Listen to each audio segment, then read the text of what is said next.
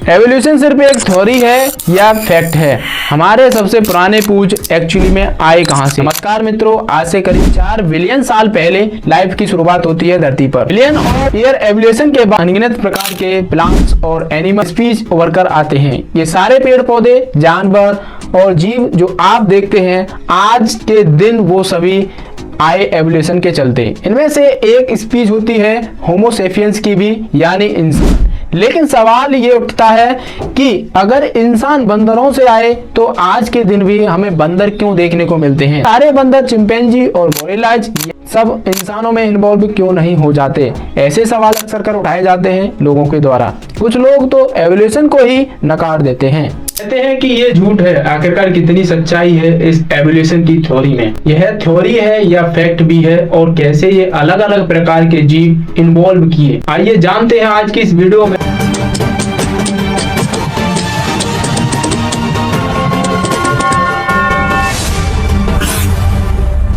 मैं शुरुआत से ही दोस्तों सबसे बड़ी मिसकंसेप्शन को क्लियर कर देते हैं।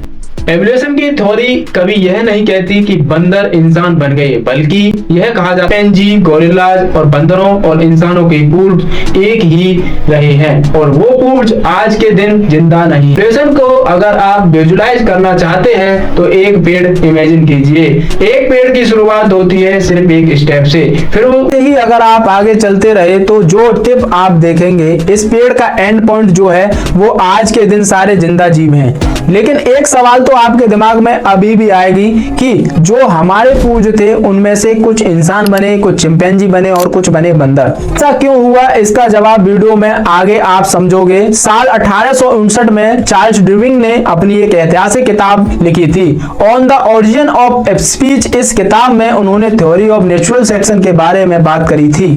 थ्योरी ऑफ नेचुरल सिलेक्शन सुनकर आपको लगेगा कि कोई बड़ी मिस्टिकल सी चीज होने लग रही है, में कोई इनर इंजीनियरिंग चलने लग रही है, लेकिन ऐसा कुछ नहीं है। बड़ा सिंपल सा फंडा है। जब भी रिप्रोडक्शन होती है इंसानों में, जानवर, पेड़ पौधों में, तो जिन्स जो है वो एक दूसरे जिन्स में जाती है। हमारी जिन्स बच्चों में पास ऑन होती है। यह होता है तो जिन्स में म्यूटेशन देखने को मिलती है, थोड़े बहुत बदलाव आ जाते हैं जिन्स में और कुछ वेरिएशन देखने को मिलते हैं। जैसे कि फॉर एग्जांपल आपकी ब्राउन आंखें हैं और आपके बच्चों में ग्रीन आंखें देखने को मिलती हैं। इसका मतलब है कि अचानक से एक म्यूटेशन आ गई है उनके जिन्स में। आंखों को कलर देने वाले जिन्स में हो सकता है कि आगे आने वाले बच्चों में ग्रीन आंखें देखने को मिले।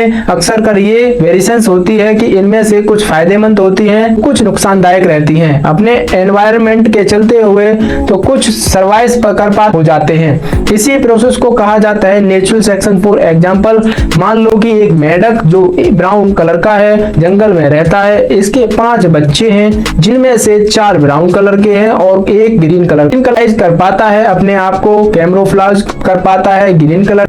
सांप आकर ब्राउन कलर के मेंढकों को खा जाता है क्योंकि वह आसानी से दिख पाते हैं, लेकिन ये ग्रीन कलर का मेंढक दिख नहीं पाता है और बच जाता है। बेसिक समझ लिया है। आप समझते हैं कि एवोल्यूशन एक्चुअली में हुआ कैसे। एवोल्यूशन के ट्री में अगर आप टाइम में पीछे जा रहे हैं तो हर किसी में आपको एक कॉमन एंसेस्टर देखने को मिलेगा। कई बिलियन साल आगे चले तो एक बड़ा खास किस्म का बैक्टीरिया उभर कर आता है।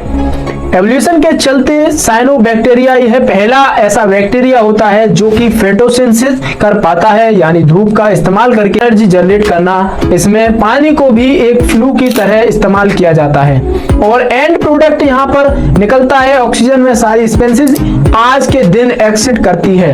ये सब एक एक्विलिब्रियम में एक्सिट करती है, एक ऐसी एक्विलिब्रियम जहां पर कोई फिट बैठा है अभी के लिए।